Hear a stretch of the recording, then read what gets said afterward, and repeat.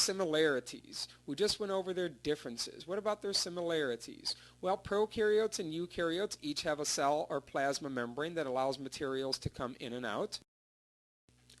Each has DNA. DNA is the molecule of heredity. It's the molecule that passes genetic information from generation to generation.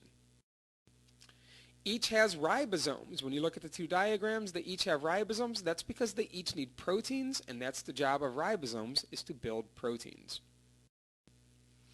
And each has a fluid interior called the cytoplasm. The cytoplasm is really important because this is where a lot of the chemical reactions that take place within a cell occur.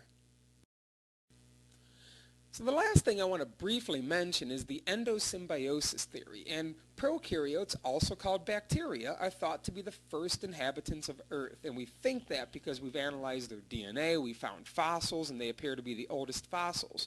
And over time, we think that eukaryotes eventually evolved from them. So Protista, plants, animals, and fungus, our ancestors are prokaryotes, are bacteria. And as the theory goes, prokaryotic cells are thought to have devoured and swallowed up what would eventually become the mitochondria, what would eventually become the chloroplast. And over the years, over the billions of years, prokaryotic cells became a little more different, a little more diverse.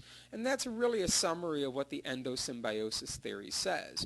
I would encourage you to Google it and look at some of the details. It's a pretty interesting theory. But thank you for joining this quick summary of the differences between prokaryotes and eukaryotes. Please stay tuned for some acknowledgments.